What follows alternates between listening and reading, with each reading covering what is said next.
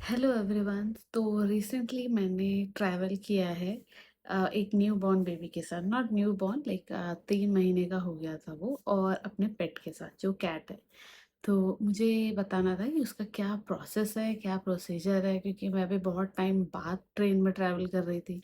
Mostly हम लोग flight से ही आते जाते हैं, बट अभी बेबी को फ्लाइट का साउंड या टर्बुलेंस का साउंड इतना सूट नहीं करेगा, इसीलिए मैं रिस्क नहीं लेना चाहती थी। मैंने ट्रेन से ट्रैवल किया। तो फ्रॉम बैंगलोर टू मुंबई इतना ज़्यादा डिस्टेंस नहीं है, 24 आवर्स का ही है, 24 भी नहीं, 22 आवर्स का। तो मैंने प्रेफर किया कि मैं ट्रेन से ट्रैवल करूँगी, और प्लस मेरे पास पेट था। तो मैं आपको प्रोसीजर बताऊंगी कि हम 4 लोगों ने कैसे ट्रैवल किया था। सबसे पहले आपको टिकट बुक करनी होगी। तो आप आईआरसीटीसी के साइट पे जाएंगे, आपको देखना है अवेलेबल कौन से दिन का है, और उसके हिसाब से जितनी भी टिकट अवेलेबल होंगी, क्योंकि फर्स्ट एसी का जो टिकट होता है वो तत्काल में नहीं होता है। तो आपको इसके लिए प्रायर 2 महीने पहले की बुकिंग करके रखनी पड़ेगी, जब बुकिंग का विंडो हो आएगा। तो आपको क्या करना है, 2 टिकट्स लेनी है, सिर्फ 2 टिकट। अगर आपके साथ कोई ट्रैवल कर रहा है या आप कपल ट्रैवल कर रहे हैं तो 2 टिकट लेंगे। पैकिंग करेंगे और बाकी का प्रोसीजर कुछ और है, तो वो आप बस पहले टिकट बुकिंग करके आप रख लीजिए। नेक्स्ट पार्ट आता है कि आप बेबी के साथ ट्रैवल कर रहे हैं। तो बेबी के साथ ट्रैवल करने के लिए उसका जितना भी आपका एसेंशियल है, जो भी आपको, जैसे आप बॉटल फेड है या आपका ब्रेस्ट फेड है, तो वो आप पंप जो भी है बॉटल्स, आप एक केटल रख ले अगर वो बॉटल फेड है, क्योंकि वहाँ पे आपको गर्म पानी की ज़रूरत पड़ेगी। और उसके बाद आपका जो भी टॉयज़ है, जैसे टॉयज़ से अगर वो खेलता है, जैसा मेरा बेबी खेलता नहीं है बिल्कुल भी टॉयज़ के साथ, तो वो रख ले। और ब्लैंकेट्स ज़रूर से, कैप्स, मिटन्स और सॉक्स इम्पॉर्टेंट है। थोड़े ऐसे कपड़े कॉटन ब्रीदेबल, बट आपको उसको रैप करके रखना पड़ेगा, क्योंकि वहाँ का एसी थोड़ा सा हाई रहता है।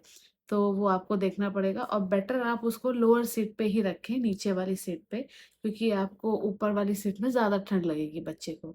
तो वो आप वहाँ नहीं रखेंगे। और उसके बाद आपको जो भी एसेंशियल्स है उसके, जो भी आप मसाज करते हैं उसका ऑयल, और नहाना तो वो पॉसिबल नहीं है, तो आपको उसको स्पॉन्ज बाथ ही देना पड़ेगा, जो आप वेट वाइप से जो भी आप करते हैं।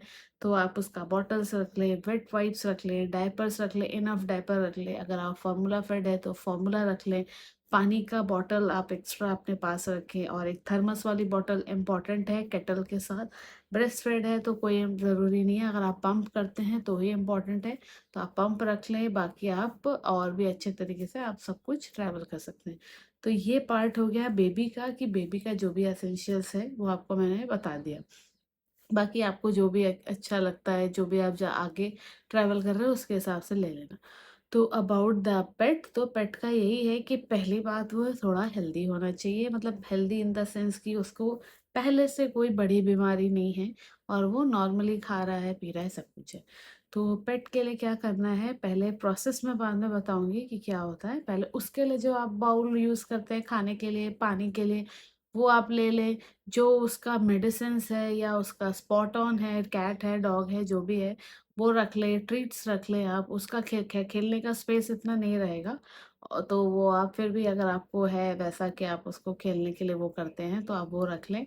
और बाकी आपको बस ध्यान देना है कि वो थोड़ा-सा कॉम्पैक्ट है, अगर आप कूप के लिए अप्लाई कर रहे हैं, थोड़ा-सा कॉम्पैक्ट है। तो वो आपको ध्यान रखना पड़ेगा कि पेट्स जो होते हैं कुछ टाइम के लिए, जब आप ट्रेन में चढ़ेंगे तो कुछ टाइम के लिए उनको सेटल होने में टाइम लगता है।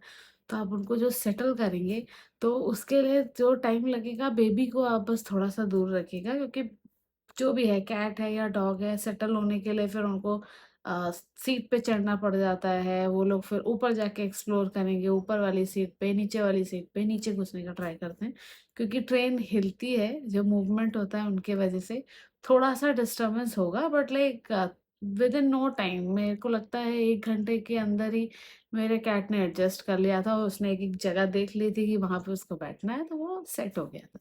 उसका कोई इश्यू नहीं है। पानी और खाना हमने एक जगह पे रख दिया था, तो वो सेटल हो गया था। जो भी लगेज है उसके साथ वो प्रॉपर्ली सेटल हो गया था, और रात को भी उसने कोई डिस्टर्बेंस नहीं की थी। वो चुपचाप आराम से सो रहा था, हमारे साथ एसी चल रहा था। और बेबी का भी ऐसा है कि वो मूवमेंट होता रहता है, तो उसको भी रॉक करने की, स्विंग करने की ज़रूरत नहीं पड़ रही थी, तो वो पूरा सोते हुए जर्नी में है। और दूसरा मैं प्रोसेस बताती हूँ पेट्स का क्या है।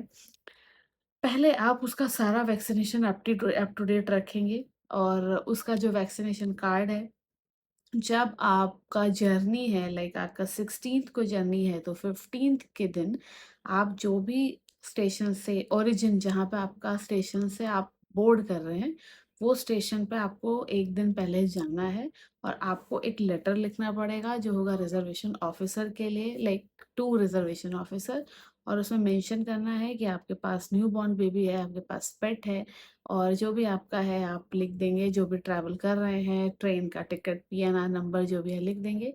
उसके बाद वैक्सीनेशन जो कार्ड रहता है, उसका फ़ोटोकॉपी लगेगा और जो आपका आधार कार्ड है, उसका एक फ़ोटोकॉपी लगेगा, जो आपको लेके जाना है। टिकट को आपको जो टिकट आपका पीडीएफ आएगा, उसका भी फ़ोटोकॉपी आपको निकाल के रखना पड़ेगा।